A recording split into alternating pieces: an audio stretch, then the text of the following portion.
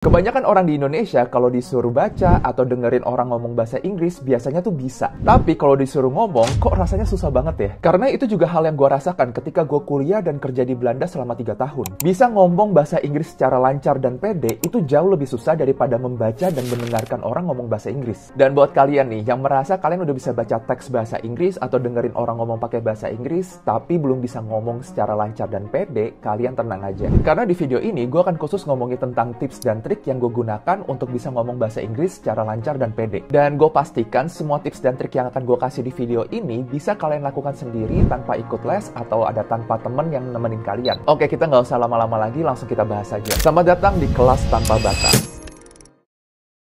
Tips yang pertama adalah stop mikirin grammar. Gue melihat banyak banget orang yang merasa grammar mereka itu harus sempurna dulu baru mereka berani ngomong. Dan menurut gue ini adalah salah satu masalah yang paling banyak dihadapi orang Indonesia. Gue merasa kita semua sebagai orang Indonesia itu punya mentalitas takut dijudge atau takut kelihatan bodoh sama orang lain. Dan gara-gara mentalitas seperti ini, setiap kali kita ngomong itu kita takut salah grammarnya. Dan di sini gue berani katakan, ketakutan salah grammar ketika kita ngomong bahasa Inggris adalah penyebab utama kebanyakan orang Indonesia itu kesulitan ngomong bahasa Inggris. Karena ini juga termasuk salah satu hal yang gue alami ketika pertama kali gue pindah ke Belanda. Tahun pertama gue di Belanda, setiap kali gue diajak ngobrol sama teman kelas gue, respon gue itu lama banget. Karena waktu itu gue selalu mikir, aduh gue gak pengen terlihat bodoh nih di mata mereka. Dan jadinya setiap kali gue pengen ngomong sesuatu, gue itu jadi terbata-bata karena gue takut salah grammar atau bahkan gak jadi ngomong sama sekali. Tapi setelah beberapa bulan kemudian, gue tuh jadi sadar kalau mereka pun gak ngomong dengan grammar yang sempurna kok. Bahkan gue sempat nanya ke temen gue yang orang asli Amerika. Orang Amerika itu kalau ngomong bahasa Inggris grammarnya sempurna gak sih? Dan waktu itu temen gue cuma ketawa dan bilang enggak.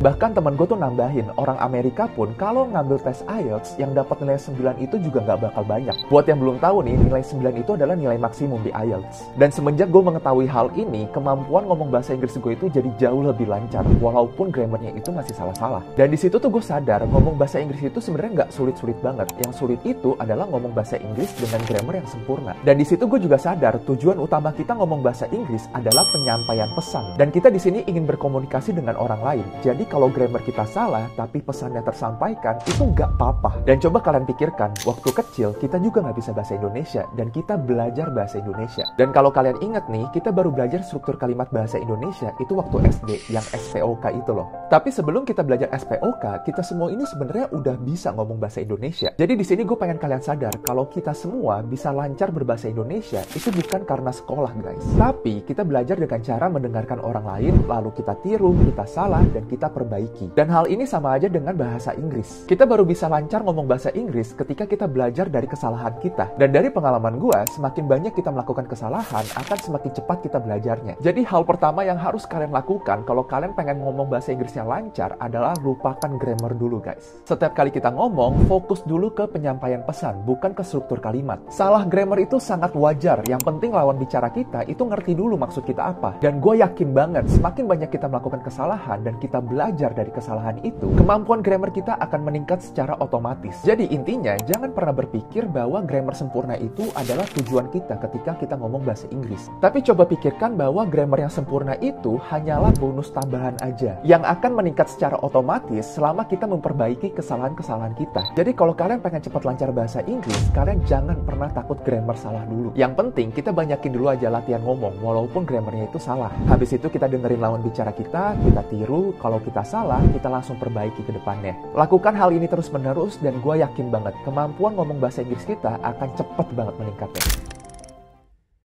Tips yang kedua adalah mempersiapkan template kalimat. Ini adalah rahasia orang-orang yang kelihatannya lancar banget ngomong bahasa Inggris. Sebenarnya, kebanyakan orang itu punya stok kalimat yang siap dipakai. Hal ini berguna banget terutama untuk menghemat waktu berpikir. Ketika kita mempunyai kalimat template, otak kita itu nggak perlu lagi membangun kalimat dari nol. Ditambah lagi, kalau kita udah punya bekal kalimat yang siap digunakan, kepercayaan diri kita akan semakin meningkat. Jadi yang gue maksud tuh kayak gini, misalkan kita lagi ngobrol sama orang dan kita butuh waktu untuk berpikir. Kita bisa siapkan kalimat seperti let me think for a second. Atau biasanya gue bilang kayak, that's very interesting, but I would say... Dan artinya tuh sama aja kayak kita bilang, itu menarik sih, tapi menurut gua... Atau misalkan lawan bicara kalian lagi cerita atau menjelaskan sesuatu, tapi tiba-tiba kalian gak ngerti. Biasanya gua akan siapin kalimat kayak, sorry, you lost me there. Atau enggak kayak, sorry, I'm lost. Atau misalkan kita setuju dengan lawan bicara kita. Biasanya gua akan merespon dengan ngomong, exactly. Atau enggak bisa juga, I totally agree with that. Jadi, template kalimat itu adalah kalimat yang udah kita hafalin sebelumnya untuk kita gunakan pada situasi tertentu. Gampangnya sih kita harus punya kalimat hafalan. Dan cara membuat kalimat template kita sendiri itu lumayan mudah kok. Biasanya gue ngambil kalimat template ini dari gue memperhatikan orang-orang di sekitar gue ngomong atau enggak dari film. Jadi biasanya gue akan memperhatikan dan gue dengerin nih, kira-kira mana kalimat yang bakal sering gue gunakan dan gampang gue gunakan. Dan biasanya kalau gue udah nemu, gue tidak akan mencatat kalimatnya. Tapi gue akan mencoba secepat dan sesering mungkin memakai kalimatnya. Karena gue melihat kalimat template ini itu sama aja kayak kita sedang latihan otot. Semakin sering kita menggunakan kalimatnya, nantinya itu akan semakin gampang otak kita mengeluarkan kalimat tersebut. Bahkan terkadang kalau kalian itu terlalu sering menggunakan kalimat yang itu-itu aja, nantinya itu otak kita akan otomatis mengeluarkannya. Ditambah lagi, kalimat template ini akan membantu kita untuk terdengar lebih lancar dan lebih natural. Jadi mulai sekarang gue saranin coba bikin kalimat template kalian sendiri.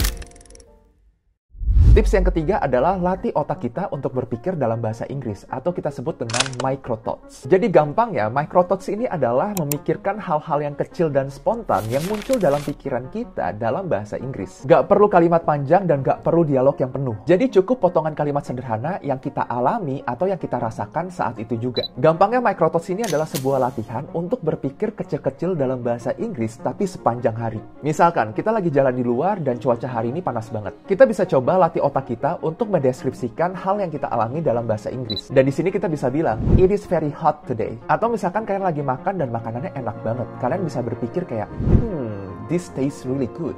Latihan seperti ini tuh sebenarnya simple banget kan, tapi manfaatnya itu bener-bener bagus banget. Soalnya, setiap kali kita pengen ngomong bahasa Inggris, insting pertama kita adalah berpikir dalam bahasa Indonesia lalu menerjemahkannya ke dalam bahasa Inggris. Nah, latihan micro thoughts ini akan membantu kita untuk memotong proses tersebut. Ditambah lagi, latihan ini bisa membantu kita untuk menghilangkan filter saat kita mencoba berbicara dalam bahasa Inggris. Kebanyakan orang itu menahan diri untuk ngomong karena takut salah. Tapi dengan yang namanya micro thoughts, kita bisa melatih otak kita untuk tidak memikirkan benar atau salahnya dulu.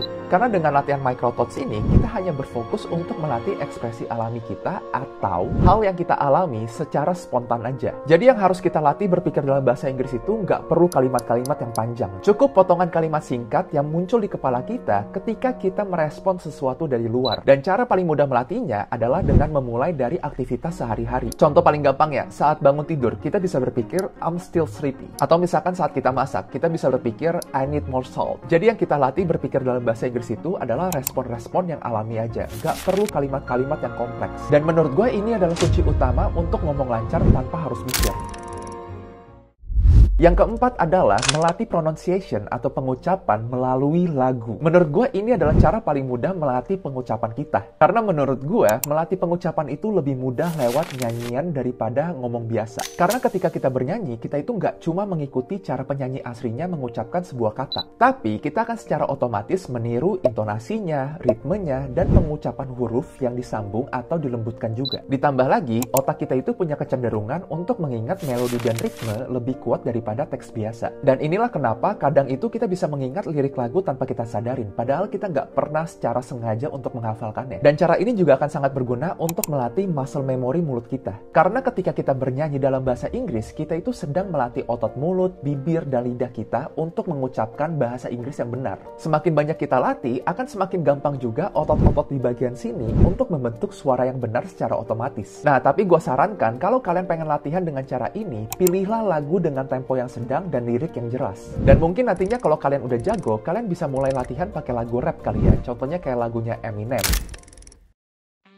Tips yang terakhir ini juga masih tentang pronunciation atau pengucapan, tapi kali ini kita akan belajar dengan yang namanya persona mode. Persona mode ini adalah sebuah latihan di mana kita mencoba ngomong dengan berpura-pura menjadi orang lain. Contohnya gini, misalkan kita bisa berpura-pura menjadi pembawa acara. Good evening ladies and gentlemen, and welcome to today's breaking news. Atau misalkan kita bisa coba jadi tour guide. On your left, you'll see one of the most famous landmarks. Atau kalau kalian gak punya ide pengen ngikutin karakter siapa, kalian juga bisa ngambilnya dari nonton film. Karena terkadang kalau kalau gue lagi nonton series atau film dan gue ketemu kalimat yang keren, gue akan pause dulu filmnya dan gue akan coba ikutin kalimatnya. Gue akan berpura-pura jadi aktornya dan gue akan mengulangi kalimat yang sama terus-menerus sampai pengucapan gue mirip. Dan kenapa ini sangat efektif? Karena ketika kita berperan sebagai orang lain, otak kita akan lepas dari rasa malu dan rasa takut salah. Jadi latihan ini juga berguna untuk membantu kita lebih pede dan bebas ketika kita ngomong bahasa Inggris. Dan kabar baiknya, semakin banyak kita latihan seperti ini, nantinya otak kita akan lebih gampang menyatunya dengan karakter yang kita mainkan. Intinya sih, fake it till you make it. Dari pengalaman gue, hal yang paling membuat kita kesulitan ngomong bahasa Inggris adalah ketakutan untuk salah. Dan ketakutan ini membuat kita terlalu banyak memikirkan hal tentang grammar. Padahal tujuan utama dari ngomong bahasa Inggris adalah komunikasi. Yang namanya komunikasi, kita itu harus berfokus pada pesan yang ingin kita sampaikan, bukan tentang struktur kalimat. Kalau pengen cepat lancar ngomong bahasa Inggris, kuncinya itu cuma satu. Banyakin mendengar, banyakin meniru, banyakin kesalahan, dan banyakin perbaikinnya. Kalau kita melakukan hal ini terus-menerus, gue yakin banget, struktur kalimat kita akan membaik seiring berjalannya waktu. We don't have to be perfect, just be confident. Oke, jadi gitu dulu teman-teman. And now, you know.